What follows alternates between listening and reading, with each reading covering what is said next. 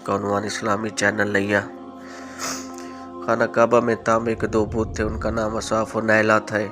तवाफ़ करते वक्त मुशरिक बरकत हासिल करने के लिए उनको छुआ करते थे। हज़रत ज़ैद बिन हारिसा रज़ियल्लाहु अन्हु फरमाते हैं, एक मरतबा आप बैतुल्लाह का तवाफ़ कर रहे थे, मैं भी आपके साथ था। जब मैं तवाफ़ के दौरान बुतों के पास से गुज़रा तो मैंने भी उनको छुआ। नबी पाक ने फ़ौरन फरमाया, इनको हाथ मत लगाओ। उसके बाद हम तवाफ़ करते रहे। मैंने सोचा एक बार फिर बुतों को छूने की कोशिश करता हूँ ताकि पता तो चले उनको छूने से क्या होता है और आपने क्यों रोका। चुनाचे मैंने उनको फिर छुआ। तब आपने सख्त लहजे में फरमाया, क्या मैंने तुम्हें उनको छूने से मना नहीं किया? और मैं कसम खा कर कहता हूँ, नबी पाक सल्लल्लाहु अलैहि वसल्लम कभी भी किसी बुत को नहीं छुआ, यहाँ तक कि अल्लाह ने आपको नबूवत अता फरमा दी और आप पर वही नाजिल होने लगी। इसी तरह अल्लाह ताला हराम चीज़ों से भी आपकी हिफाजत फरमाते थे। मुशरिक बुतों के नाम पर जानवर कुर्बान करते थे, फिर ये गोश्त तकसीम कर दिया जाता था या पका कर खिला दिया जाता था, लेकिन आपने कभी भी ऐसा गोश्त ना खाया ना खुद आपने एक बार इरशाद फरमाया, मैंने कभी कोई ऐसी चीज़ नहीं चखी जो बुतों के नाम पर ज़िबा की गई हो, यहाँ तक कि अल्लाह ताला ने मुझे नबूवत अता कर दी। इसी तरह आपसे पूछा गया कि आपने बचपन में कभी बुत परस्ती की? आपने इरशाद फरमाया नहीं। आपसे फिर पूछा गया, आपने कभी शराब पी? जवाब में इरशाद फरमाया नहीं, हालांकि उस वक्त मुझे मालूम नहीं था कि किताब अल्लाह क्या है और ईमान की तफसील क्या है। आप सल्लल्लाहु अलैहि वसल्लम के अलावा भी इस ज़माने में कुछ लोग थे जो जानवरों के नाम ज़िबा किया गया गोश्त नहीं खाते थे और शराब को हाथ नहीं लगाते थे। बचपन में आपने बकरियां भी चराई। आप मक्का के लोगों की बकरियां चराया करते थे। मुआवजे के तौर पर आपको एक सिक्का दिया जाता था। आप फरमाते हैं, अल्लाह ताला ने जितने नबी भेजे उन सब ने बकरियां चराने का काम किया। मैं मक्का वालों की बकरियां करारैत सिक्का के बदले चराया करता था। मक्का वालों की बकरियों के साथ आप अपने घर वालों और रिश्तेदारों की बकरियां भी चराया करते थे। पैगंबरों ने बकरियां क्यों चराई, उसकी वजाहत यूं बयान की जाती है। इस काम में अल्लाह ताला की ज़बरदस्त हिकमत है। बकरी कमज़ोर जानवर है, लिहाजा जो शख्स बकरियां चराता है उसमें कुदरती तौर पर नरमी, मोहब्बत और अंसारी का जज्बा पैदा हो जाता है। हर काम पेशे की कुछ खसूसियात होती हैं। मसलन कसाब के दिल में सख्ती होती है और लोहार जफाकश होता है। माली नाजुक तबा होता है और जो शख्स बकरियां चराता रहता है, जब वो मखलूक की तरबियत का काम शुरू करे तो उसकी तबीयत में से गर्मी और सख्ती निकल जाती है। मखलूक की तरबियत के लिए वो बहुत नरम मिजाज हो चुका होता है और तबलीग के काम में नरम मिजाजी की बहुत ज़रूरत होती है। अरबों में एक शख्स बदर बिन माशर गफ़ारी था। ये अक्काज़ के मेले में बैठा करता था, लोगों के सामने अपनी बहादुरी के किस्से सुनाया करता था, अपनी बड़ाइयाँ बयान करता था। एक दिन उसने पैर फैलाकर और गर्दन अकड़ा कर कहा, मैं अरबों में से सबसे ज़्यादा इज़्ज़तदार हूँ और अगर कोई ख्याल करता है वो ज़्यादा इज़्ज़त वाला है तो तलवार के ज़ोर पर वो ये बात साबित करके दिखाए। कि उसके ये बड़े बोल सुनकर एक शख्स को गुस्सा आ गया। वो अचानक उस पर झपटा और उसके घुटने पर तलवार दे मारी। उसका घुटना कट गया। ये भी कहा जाता है कि घुटना सिर्फ जख्मी हुआ था। उस पर दोनों के कबीले आपस में लड़ पड़े। इनमें जंग शुरू हो गई। इस लड़ाई को फुजार की पहली लड़ाई कहा जाता है। उस वक्त आप सल्लल्लाहु अलैहि वसल्लम की उम्र 10 साल थी। फुजार की एक और लड़ाई बनु आमिर की एक औरत की वजह से हुई। उसमें बनु आमिर बनु कनाना से लड़े क्योंकि कनाना के एक नौजवान ने उस कबीले की किसी औरत को छेड़ा था।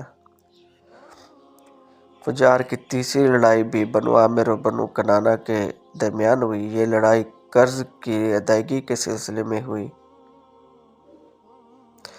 فجار کی ان تینوں لڑائیوں میں نبی کریم صلی اللہ علیہ وسلم نے کوئی حصہ نہیں لیا، البتہ فجار کی چوتھی لڑائی میں آپ نے شرکت فرمائی تھی۔ عربوں کے ہاں 4 مہینے ایسے تھے کہ ان میں کسی کا خون بہانا جائز نہیں تھا۔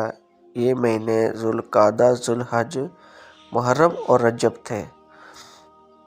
یہ لڑائیاں چونکہ حرمت کے ان مہینوں میں ہوئی، اس لیے ان کا نام فجار کی لڑائیاں رکھا گیا۔ فجار کے معنی ہے گناہ، یعنی یہ لڑائیاں ان کا گناہ تھا۔ چوتھی لڑائی جس میں نبی کریم صلی اللہ علیہ وسلم نے بھی حصہ لیا، اس کا نام فجار براز ہے۔ یہ لڑائی اس طرح شروع ہوئی، قبیلہ بنو کنانہ کے براز نامی ایک شخص نے ایک آدمی عروہ کو قتل کر دیا۔ عروہ کا تعلق قبیلہ حوازن سے تھا۔ یہ واقعہ حرمت والے مہینے میں پیش آیا۔ براز اور عروہ کے خاندان کے لوگ یعنی بنو کنانہ اور حوازن اس وقت عکاظ کے میلے میں تھے۔ وہیں کسی نے بنو کنانہ کو یہ خبر پہنچا دی کہ براز نے عروہ کو قتل کر دیا ہے۔ یہ خبر سن کر بنو کنانہ کے لوگ پریشان ہوئے کہ کہیں میلے ہی میں حوازن کے لوگ ان پر حملہ نہ کر دیں، اس طرح بات بڑھ جائے گی۔ چنانچہ وہ لوگ مکہ کی طرف بھاگ نکلے۔ حوازن کو اس وقت تک خبر نہیں ہوئی تھی، انہیں کچھ دن یا کچھ وقت گزرنے پر خبر ہوئی۔ یہ بنو کنانہ پر چڑھ دوڑے، لیکن بنو کنانہ حرم میں پناہ لے چکے تھے۔ عربوں میں حرم کے اندر خون بہانا حرام تھا، اس لیے حوازن رک گئے۔ اس دن لڑائی نہ ہو سکی، لیکن دوسرے دن بنو کنانہ کے لوگ خود ہی مقابلے کے لیے باہر نکل آئے۔ ان کی مدد کے لیے قبیلہ قریش بھی میدان میں نکل آئے۔ اس طرح فجار کی یہ جنگ شروع ہوئی۔ یہ جنگ 4 یا 6 دن تک جاری رہی۔ اب چونکہ قریش بھی اس جنگ میں شریک تھے، لہٰذا آپ صلی اللہ علیہ وسلم کے چچا آپ کو بھی ساتھ لے گئے۔ اگر آپ نے جنگ کے سب دنوں میں لڑائی میں حصہ نہیں لیا، البتہ جس دن آپ میدان جنگ میں پہنچ جاتے تو بنو کنانہ کو فتح ہونے لگتی، اور جب آپ وہاں نہ پہنچتے تو انہیں شکست ہونے لگتی۔ آپ نے اس جنگ میں صرف اتنا حصہ لیا کہ اپنے چچاؤں کو تیر پکڑاتے رہے، اور بس 6 دن کی جنگ کے بعد بھی کوئی فیصلہ نہ ہو سکا۔ آخر دونوں گروہوں میں صلح ہو گئی، لیکن یہ کافی خون خرابے کے بعد ہوئی تھی۔ اس جنگ کے فوراً بعد حلف الفضول کا واقعہ پیش آیا۔ یہ واقعہ اس طرح ہوا کہ قبیلہ کے زبیر کا ایک شخص اپنا کچھ مال لے کر مکہ آیا۔ اس سے یہ مال عاص بن وائل نے خرید لیا۔ یہ عاص بن وائل مکہ کے بڑے لوگوں میں سے تھا، اس کے بہت عزت تھی۔ اس نے مال تو لے لیا، لیکن قیمت ادا نہ کی۔ زید زبیدی سے اپنی رقم کا مطالبہ کرتا رہا، لیکن عاص بن وائل نے رقم ادا نہ کی۔ اب یہ زبیدی شخص اپنی فریاد لے کر مختلف قبیلوں کے پاس گیا، ان سب کو بتایا کہ عاص بن وائل نے اس پر ظلم کیا ہے، لہٰذا اس کی رقم دلوائی جائے۔ اب چونکہ عاص مکہ کے بڑے لوگوں میں سے تھا، اس لیے ان سب لوگوں نے عاص کے خلاف اس کی مدد کرنے سے انکار کر دیا، الٹا اسے ڈانٹ ڈپٹ کر واپس بھیج دیا۔ جب زبیدی نے ان لوگوں کی یہ حالت دیکھی تو دوسرے دن صبح سویرے وہ ابو قیس نامی پہاڑی پر چڑھ گیا۔ قریش اب بھی اپنے گھروں ہی میں تھے۔ اوپر چڑھ کر اس نے بلند آواز سے چند اشعار پڑھے، جن کا خلاصہ یہ ہے: اے فہر کی اولاد، ایک مظلوم کی مدد کرو جو اپنے وطن سے دور ہے، جس کی تمام پونجی اس وقت مکہ کے اندر ہی ہے۔ اس زبیدی شخص کی یہ فریاد آپ صلی اللہ علیہ وسلم کے چچا زبیر بن عبد المطلب نے سن لی۔ ان پر بہت اثر ہوا۔ انہوں نے عبداللہ بن جدعان کو ساتھ لیا اور اس آدمی کی مدد کے لیے اٹھ کھڑے ہوئے۔ پھر ان کے ساتھ بنو ہاشم، بنو زہرہ، بنو اسد کے لوگ بھی شامل ہو گئے۔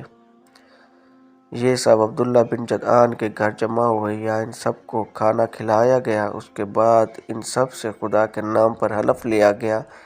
حلف کے الفاظ یہ تھے: ہم ہمیشہ مظلوم کا ساتھ دیتے رہیں گے اور اس کا حق اسے دلاتے رہیں گے۔